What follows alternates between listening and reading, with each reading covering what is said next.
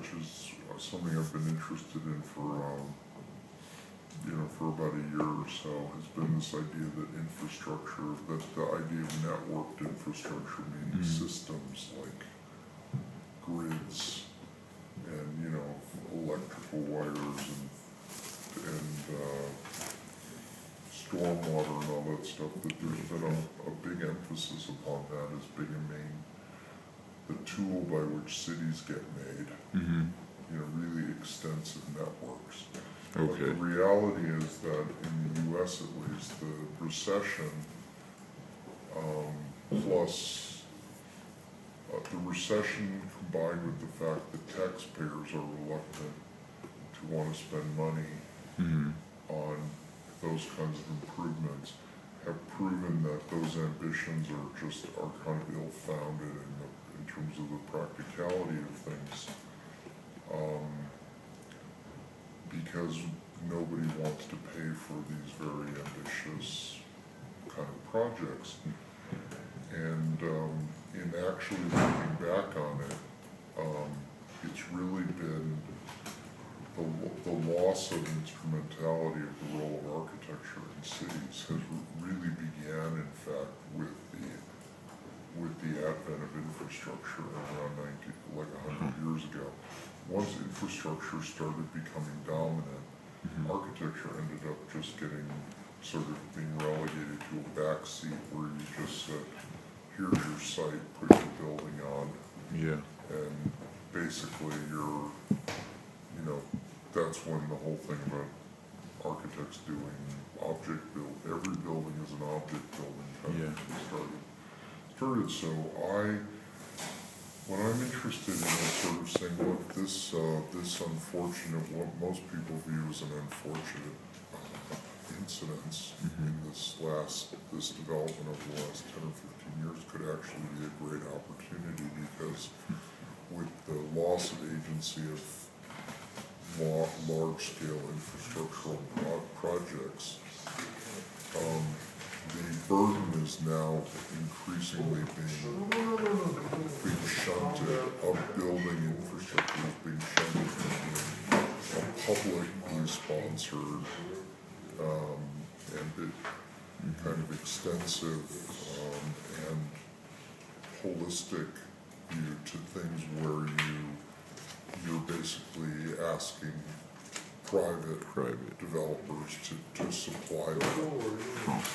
They're saying, would you build us a library into your project? Would you do stormwater retention?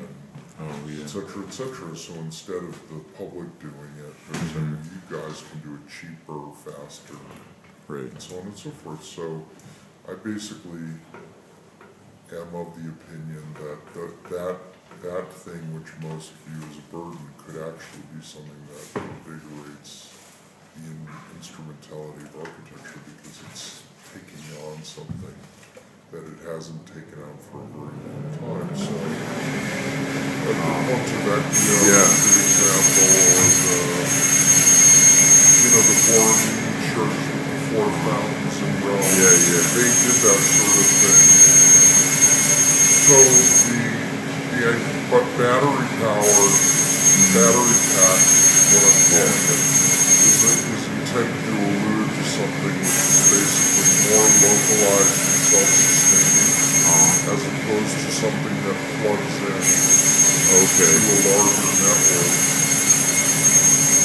It's sort of a form of being off the grid, but not in a Grizzly Adams-like way, Yeah, not in a rural kind of like Duck Dynasty way, in a way that is more urban. So at any rate, I wanted to, I've written a little essay so far for something, but I wanted to this time start, as opposed to other things that I've written, to do projects to kind of think through, and I develop the ideas through projects, and then let that sort of take the lead, and then the lessons learned as to how we actually develop things would then be something that we would kind of write about. So my idea was to do a small, medium, and large version, kind of experiment. And it doesn't mean that they all have to be one project that's totally finished. It could be that that each one is involved in a set of iterative explorations with one of them developed, where you could look at those iterations and learn something from each of those experiments. Like it might be 20 models all Okay. at the same scale that explore different ways you could do it with one developed, or it could be little drawing cartoons or something else like that. Okay.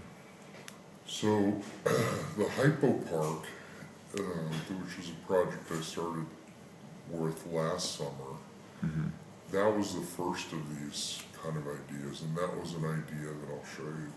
We have it pretty well developed in Rhino, but the guy who was working for me, who admittedly was barely paid, but he wanted to work here. Just do a free internship or, lightly paid internship, which from Sarah Skills is not, like thinking skills, those Yeah. people are not so good. Uh-huh. However, we managed in fits and starts to come up with something that's a good start, but I never got to really develop it too far because Okay. it was just hard to get too far with him. So, but we do have something that's interesting to work on, and the idea of Hypo Park, which is the small one, is the idea of redefining what a park is by dividing the idea of park from rec. In other words, when you look at most city departments, they're called parks and rec. But the reality is that most people in LA, at least, and a lot of other places, don't want a park, they really want rec. So if you could separate the rec and say, well, rec doesn't have to look like a park, it could actually have a new image to it.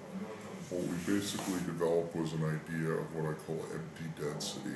They're like they look like buildings, but they actually are open air, and they have very high intensity activities programmed in them, like at different floors, all made with there are slabs there, but they're also basically like chain link cages with stuff, so you can see it's almost like an X-ray of a building with ramps and Kind of like wireframe.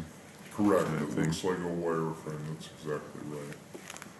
So the idea would be that rather than the city wouldn't do that, but you would have a sponsor that would either be somebody like Kaiser Permanente, or because they're worried about they want to cut down on. They want to deal with preventative medicine, so in other words, Oh, better okay. to, you want to serve as new models of health and fitness, so they could actually be a kind of like a partner where they